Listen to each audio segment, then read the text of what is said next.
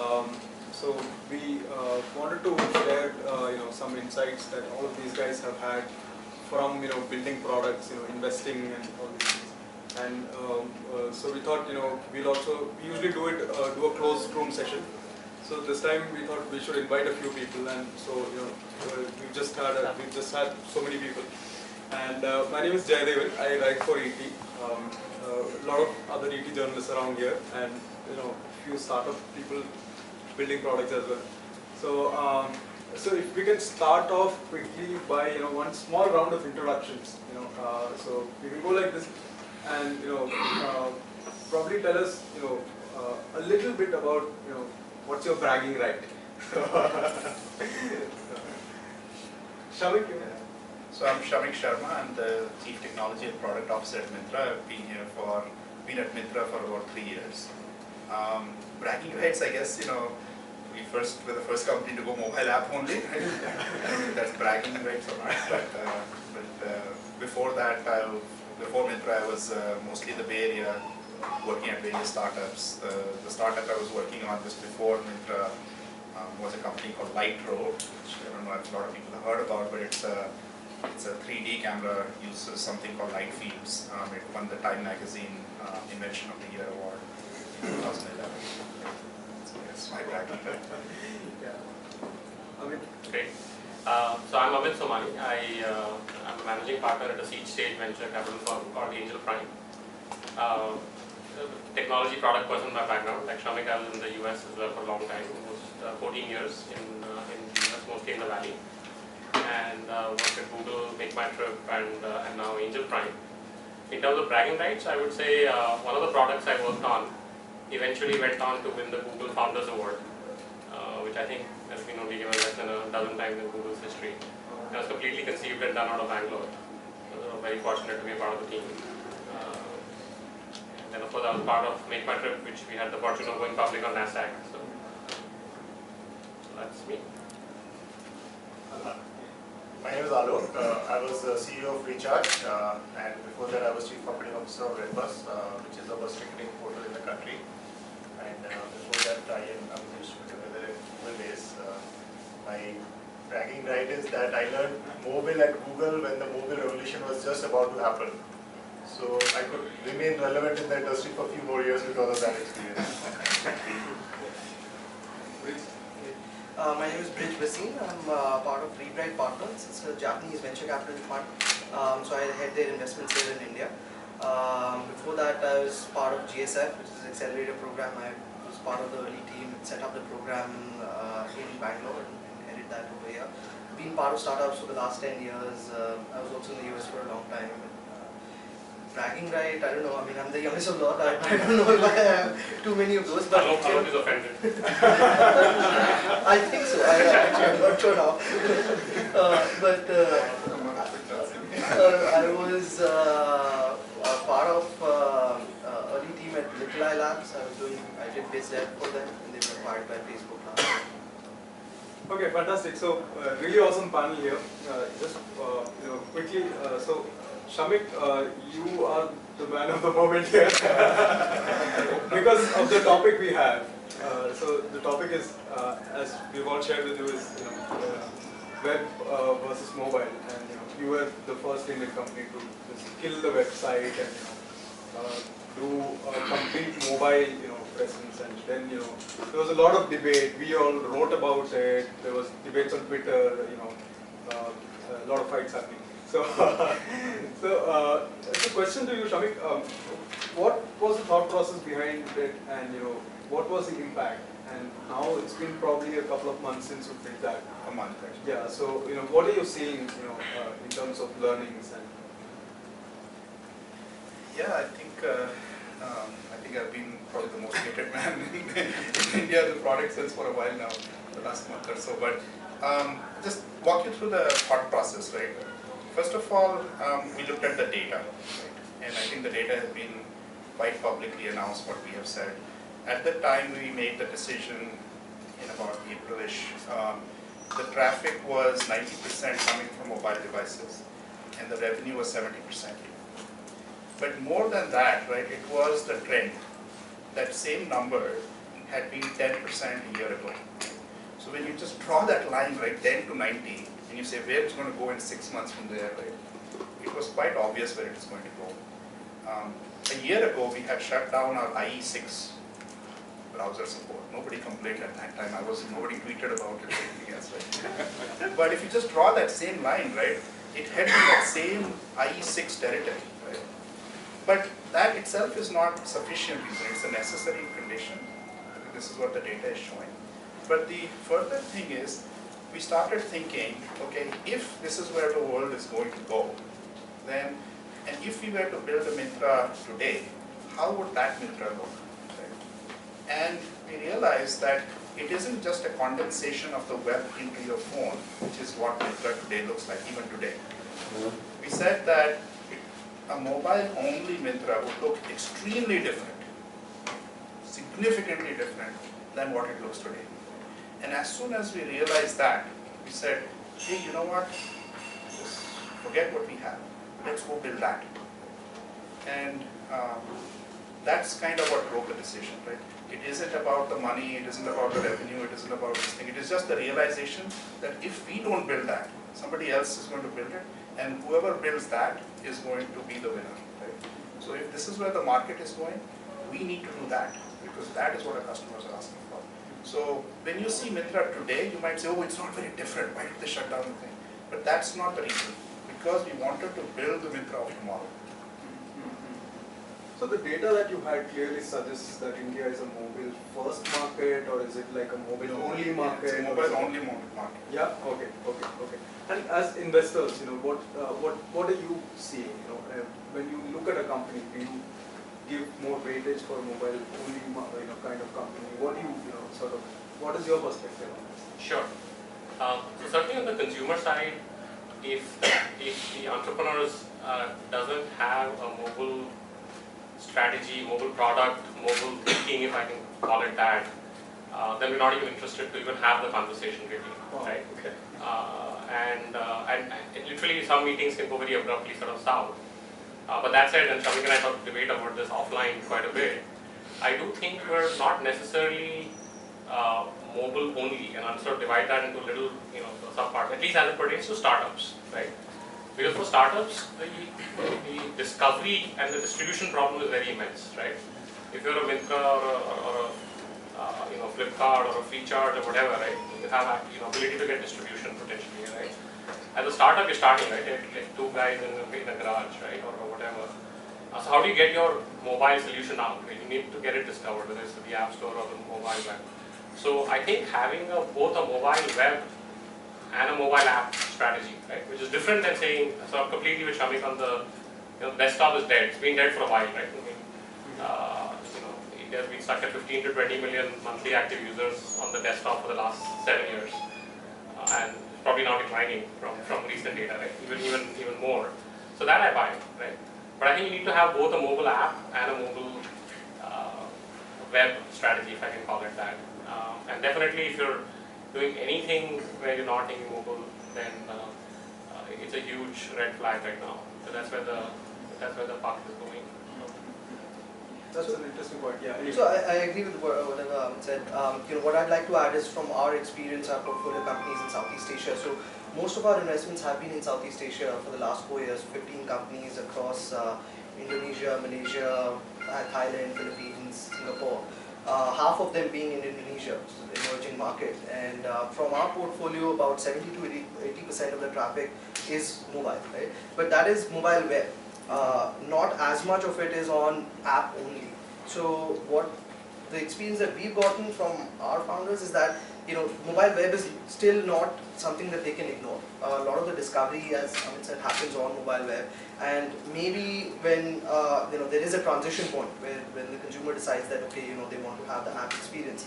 The other aspect of it is what is the category of product even within consumer. So products that are so the way we look at it is in terms of the frequency of use. So how often does the consumer come to your product, right? So is it couple of times a week, or is it couple of times a day? Is it 3 minutes at a time, or is it 30 minutes at a time? So higher the frequency, the higher number of days, times per day that you're coming, then app becomes more important, right? Because you want them to have a more enclosed experience within that app framework. And so, automatically anything that is communication sort of category, messaging fits into that. For products where discovery, as Amit said, is more challenging, right? So, to give you an example of, let's say if you're a healthcare information portal platform, right, where most likely your consumer is going to start from Google. They'll say, I'm looking for, let's say, a pediatrician in Bangalore. They're likely not going to download your app the first time just so that they can search on it, right? They'll probably go with Google, they'll probably end up on your mobile web page, and then maybe if they want to use yours on a regular basis, then they'll download our app. So that's kind of the perspective that we've got. Alok, from your experience at Redbus and Google was one of the first companies. I guess they came and said, we won't have a mobile team. The whole Google is like, from now mobile kind of thing. They used to have a mobile team apparently, right? Like, so from Google and Redbus and then Freecharge, right? How you must have seen the whole transition happening. From an India point of view, what do you see? And how has product development changed? From a bird's eye view. So actually, incidentally, Amit and I both used to be part of that mobile team. Okay. From day zero. And when the team was dissolved is when I moved to Mountain View. Okay. Because the whole idea was that the entire company should be thinking about mobile. It should not be a job of a few sort of people who are carved out in a different room, that they are the ones who are thinking about mobile. It should be everyone in the company, be it search, mobile, ads or geo, whatever it is, everyone has to be thinking about mobile. The way I see is that this country has dramatically changed. Way back in 2009, 2010, when Amit and I used to work on mobile, there were like 2 to 4 million mobile internet users in the country. At that time, as Google, we had an incentive of increasing the mobile internet penetration. So whenever we'll go and talk to a business and say, hey, you should have a mobile product offering, they'll say, why mobile? So the time was why mobile in 2009, 2010, and it has come to a point of time where people are actually saying mobile only and we want to shut down the whole desktop side. Yeah. But I think somewhere down the time, somewhere down the road, sort of these buzzwords end up getting much more attention, and the underlying philosophy or the principles tend to get lost in my view. In my view, mobile-only strategy or these strategies are not all about shutting down your desktop version or your mobile web version per se, but it is more about thinking about an innovative strategy in which you are using mobile in a way that you genuinely add value to the customer's life in a way that would not have been possible in a desktop or a web-only world. And 2 of my Redbus team members are actually here, so I'll talk about one beautiful example of how this strategy could come across in Redbus. So Redbus is a typical bus ticketing portal, and people will do their bus ticket booking on the internet. Now, if you look at a bus traveler's life, the bus traveler's life is really full of unpredictability. He doesn't know where my bus is, where is the bus stop, how does it look like, because a typical bus stop is on a street or a juice corner or those kind of things. Those are real pain points for a consumer. And when we are thinking about our mobile-only strategy for Redbus, we did not say let's shut down our desktop side. We actually said let's see how we can use the sensors of the mobile phone and actually genuinely add value to the consumer's life. So we came up with completely new set of use cases. We said we'll provide a real-time tracking of the bus. We will show photographs of the boarding points. We'll show the geocode of the boarding point so you can actually navigate and reach that boarding point. All of these use cases were not possible in the Redbus product till now because that was only focused on the web viewpoint. So in my view, while mobile only or app only is sort of catching up as a phrase, but the underlying philosophy is sort of getting lost because this phone is actually a more powerful computer than the first computer that I bought. And if you look at it, this phone has got ears because whatever I say is actually heard by the phone. This phone has got a speaker, it's got a mouth because it can speak. This has got the location and it's sort of with me all the time. And it has got a touch screen, so it has actually got a screen also. It's practically a human being, it's practically a person. Now, how do you use this person? Your advantage is something that has to be seen in a real, genuine way. If you look at most of the companies which say, okay, we are shutting down our sort of web business per se, but we are just focused on the app side. But if you do a transaction on that system, you will still get an SMS. Now, SMS is so 2000-ish or 1999 kind of a thing. Why the hell are you giving SMS for a transaction success? You would much rather give a notification. If somebody is doing a transaction with me, will I notify him or will I tell him that I'll send you a text message, which is an offline mode of communication with the consumer. So I think those are the sort of genuine mobile only use cases that have to be thought through, which is not coming across very, very prominently because we often tend to get lost in those buzzwords and the philosophy sort of gets lost. So I guess we are all in agreement that it's mobile market and all that. The debate seems to be between is it mobile web or is it mobile app? I guess you guys are having that debate and No, actually I don't. I completely agree with what they're saying. Okay. See, when I say mobile only, I'm not saying that app or web. I'm just saying that you just look at the data and you see what people are spending their time on. It's on their smartphones and their mobile devices. Right? I think there should not be any disagreement. I would be very surprised if there's any disagreement with any of us in this room. Right? That India is basically mostly on mobile devices. Right? And I also agree with what just Bridge said, which is whether it is web or whether it is app, it completely depends on your use case, your brand, your engagement rates, what is the use case you're satisfying, what the frequency of that use case, all of these things. We are not against mobile web. It is just that in our use case, we feel that it's a much more high frequency use case and kinds of things that we can do on the app are allowing a much richer, deeper interaction with the user than what we can do on the mobile web. Right? And hence that distinction. But we are completely convinced that the desktop web, right, that is not pertinent to our business. So shutting down something which has, let's say, even 10 million, 20 million users, like you said, at monthly actives and all that, does it send out a lot of people are pissed with it, right? Like you said yourself that you're the most hated person in the room. What were some of the reactions like, and how are you trying to sort of convince them otherwise? So it's a matter of conviction as well, right? Once you're convinced that the desktop web is not pertinent, right, to our future, then you have to start questioning, okay, what is it hampering? Right? So the main thing, it's not, people say it's cost saving. It's hardly cost saving, right? Just a few engineers, all of that. It's not about servers or any of that. There's much more deeper reasons, right? I'm a firm believer that focus and culture are what drive amazing products to be built. What this does is that by making sure that we are all focused on one thing, which we believe is the future, it allows you to create amazing things. And that is the primary reason, right? We feel that that's where our consumers are. We need to build exactly what Alok is saying, those amazing experiences that leverage the capabilities of this amazing device that is in everybody's pockets. Right? And in order to do that, we need to channelize all our energies, all our focus, everything on that. Right? And it is especially hard to do when the transition of the market itself is so rapid. Right? When the market is changing slowly, people have time to adjust.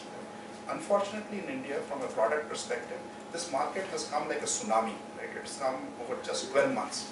So it is very hard for us to culturally give up what we are used to developing for.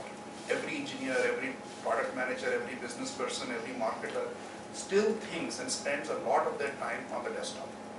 So in order to enforce in our company, look, this is not important, this is important. This is the main reason why we have to do it. Very interesting. Like last time we met, you said a lot of people, like for example the SEO guys, will become redundant, like I mean irrelevant in the days to come because of the whole mobile. So how has some of these things changed? Like in terms of building the product, distributing it. Mobile would be completely different from the web, right? So are there some lessons that you can share from things that you've done?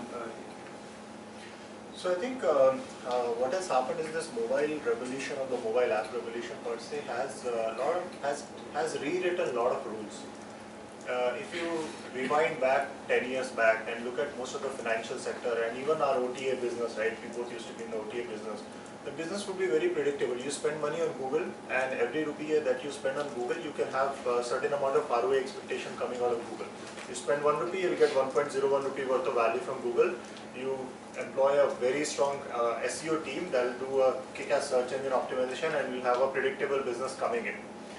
But in the mobile world, all of those things are completely irrelevant, right? So the business is not as predictable that you go to a company called Google, you give them money, and you can just keep churning back the profit into that machinery, and you can keep churning out more and more business out.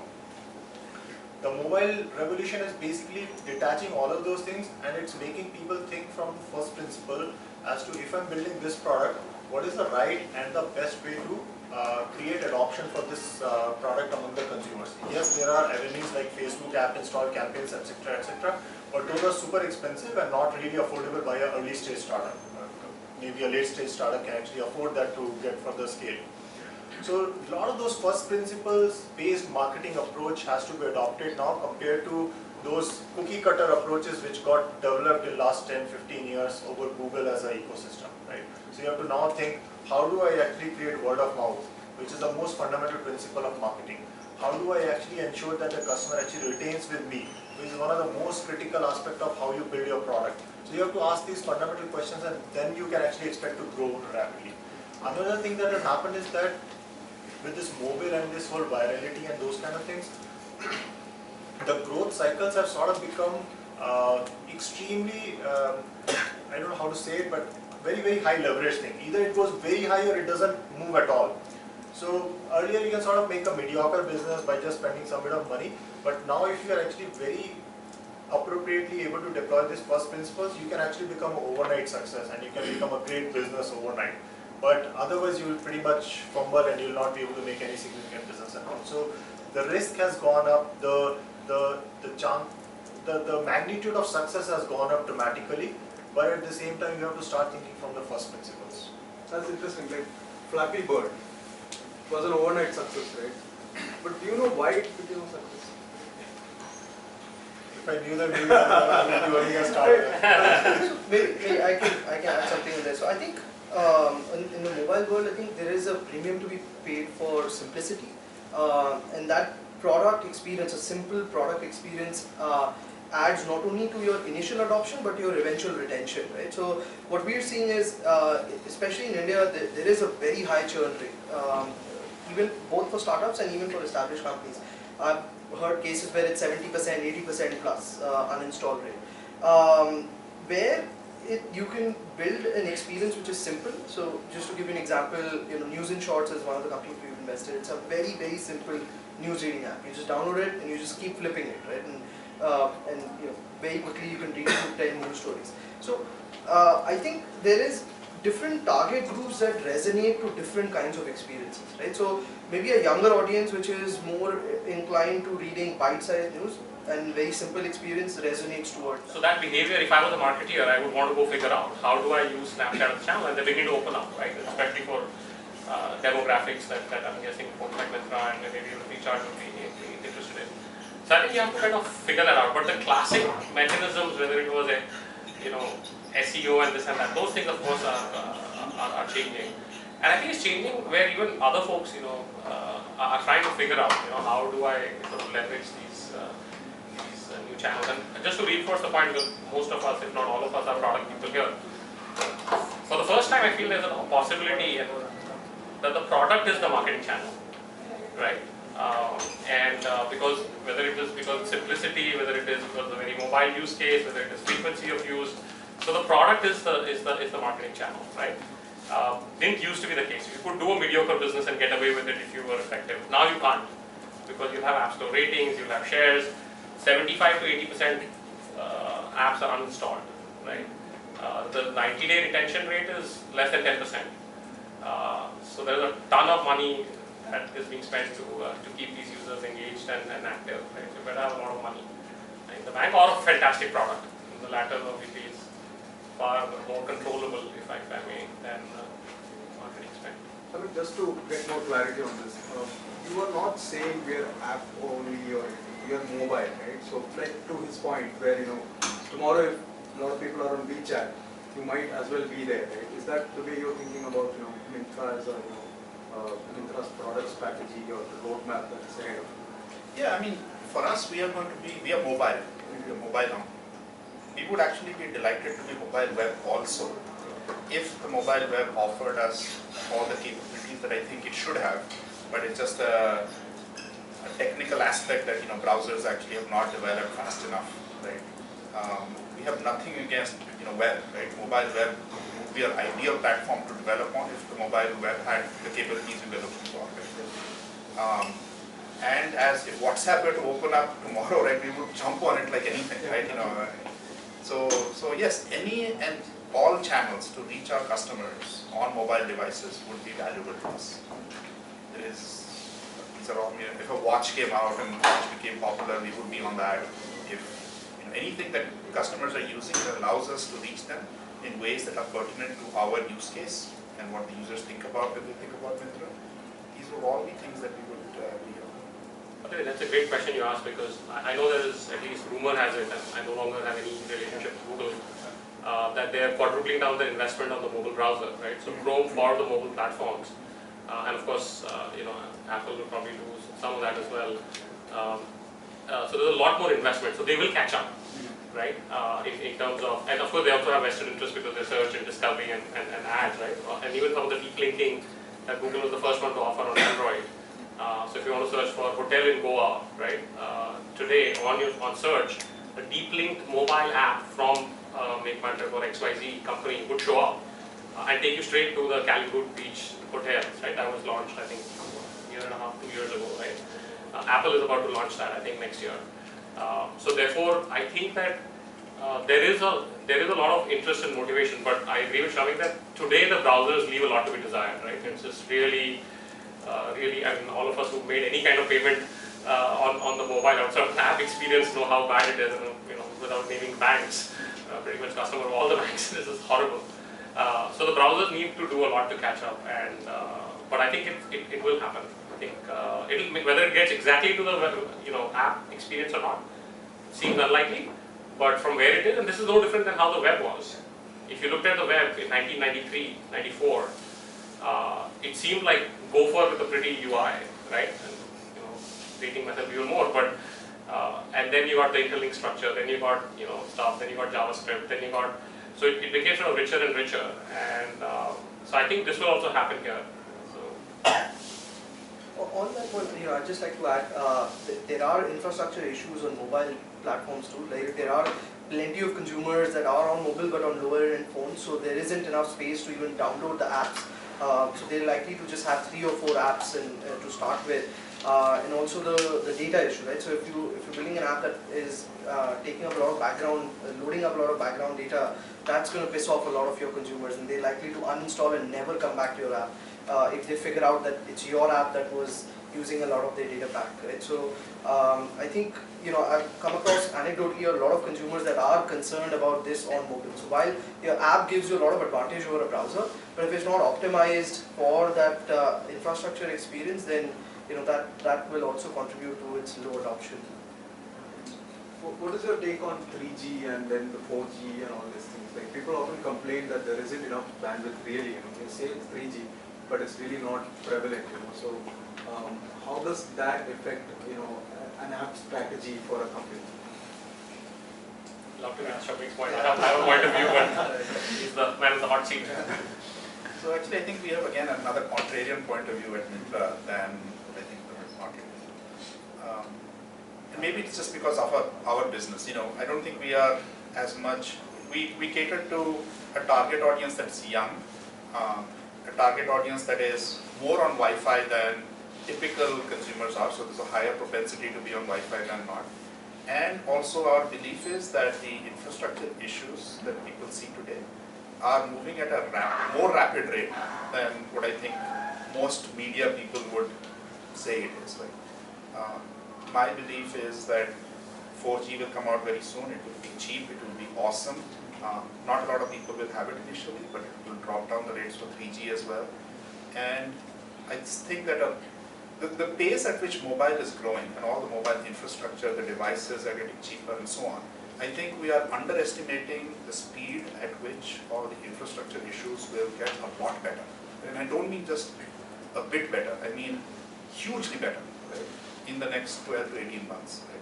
So when we think about our app and we think what we have to design for, we are thinking for that, right? And we are building for that. Right? So yes, I think, we will lose a few customers because we don't have that, support for the lower end phones, but we think that's a period of time, and then the infra will catch up fast enough that it will hit our design point at the right place. Yeah, so I was very surprised. I went to China last year and actually was asking them what is their split of 2G versus 3G versus 4G, because you would imagine they're all 4G, right?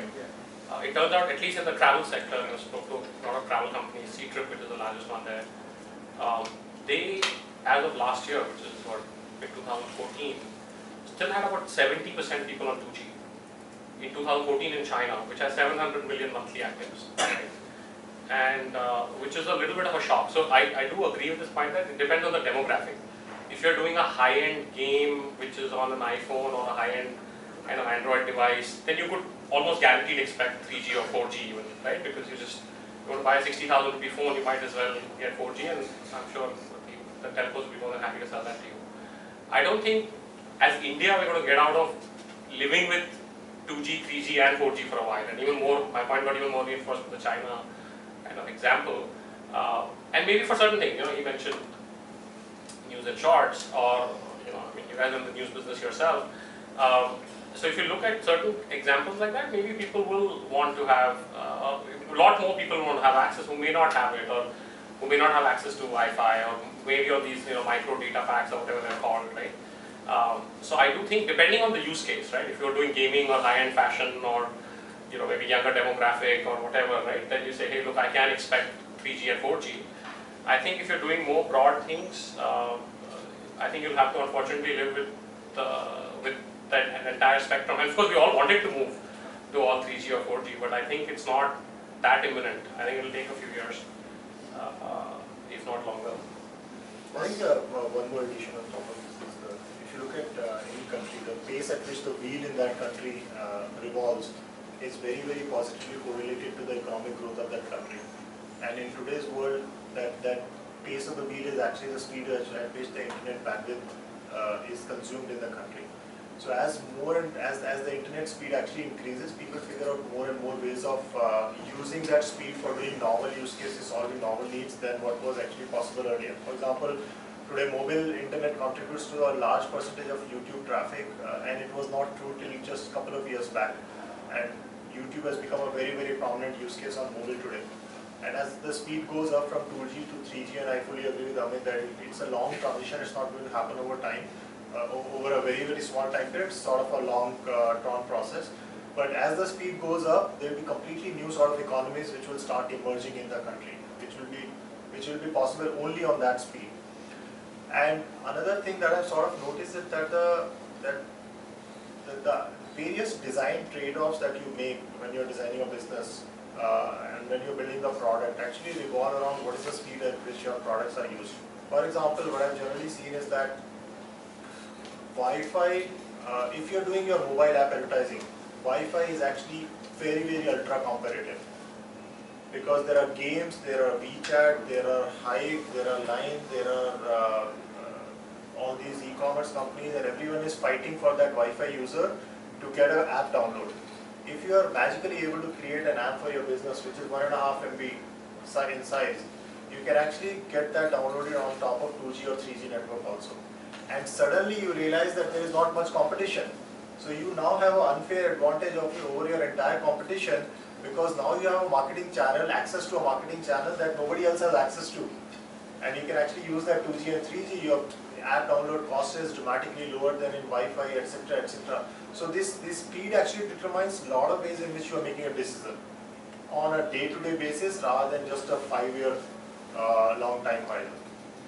I think on the 2G, 3G, 4G debate, we sometimes the general consensus is that it's probably because of pricing, but it's not that much. Like Airtel is offering 4G and 3G now at the exact same price, and they've increased the 2G prices to encourage users to move to 3G. Right? So the price disparity is actually anecdotally, what I feel, a lot of people don't do it because they feel that they're not going to get that service anyways, right? So even though I have 3G in Airtel, half the time I'm on edge. I can see it, I'm on edge.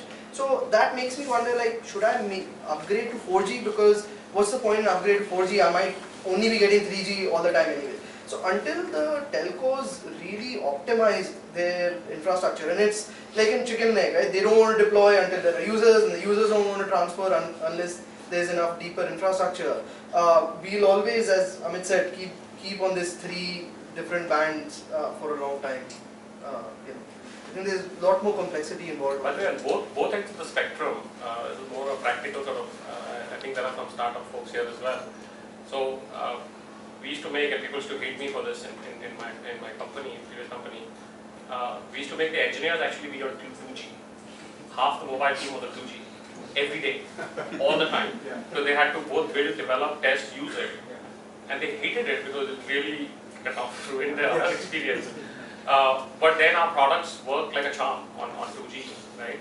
And vice versa is true as well, to Shamik's point, like, maybe, I don't know, whatever, his team, some folks only on 4G on a high-end device, because then that experience will fly as well, right? So it is a little bit of, I don't think it's a one-size-fits-all. I think you have to sort of see what is your demographic, your product, your use case, etc. And then build to that. And so again, back to the sort of product is the marketing, right? And therefore, if you build for that, you'll be like, wow, this thing just flies, right? On my iPhone 6 Plus with 4G LTE. I'm sure he has. So I think it is a little bit of that. Just a couple of questions, and then we'll open up for audience. We'll have better questions. You all talk about focusing on the customer and all these things. Like one of the things that the Indian consumer is obviously very price sensitive apparently. So the whole angle about price comparison on e-commerce, right? How does it change when you do an app? And how do I compare piece of clothing on Myntra versus a piece of clothing on Jabong? As a consumer, it's very tedious. I have to go probably both places. How does it work? Like, I know you want to have me on. I'm trying to understand the use case that we want to support. Yeah, I mean, to us, we want them to obviously stay on Myntra, right? What we do, want them to is to be able to compare against products on Myntra. We definitely want them to be able to say, okay, this product versus this product, how does it look, feel, what's the price, all of that. That is not currently possible on even our own app, right? People do complain that on the desktop I was able to open 2 tabs on Myntra, look at the 2 products and so on. But to me that's a design problem. It's a solvable design problem, and over the next months you should see us solving that problem. Comparing between us and Jabong, that is not really our problem. That is for somebody else to solve, maybe some aggregator of all of us, right? But that is not a problem that I see Myntra needs to solve for the customer. Anything you guys want to add? Final thoughts? I just wanted to add to that point. So as a consumer, I hated that I can't do that. And I have Google Chrome extensions that I do price comparison whenever I'm buying. So what I do now is I actually do price comparison on Chrome, and then I go to mobile and then buy something, and then I uninstall the app if I don't need it. Right? So just as a consumer, from an investor standpoint, I think that's a very good point. We are looking at startups that can solve that problem for consumers in terms of giving them more options while buying. Right? You do that on the high street also. 4 shops you go and visit all of them. There's no reason why consumers should not be able to do that very seamlessly.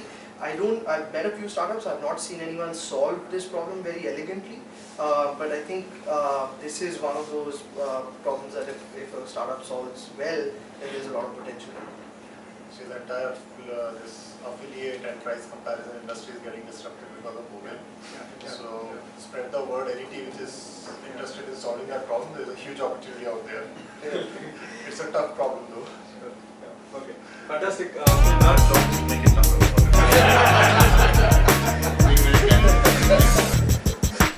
So I guess that's it. I don't have any more.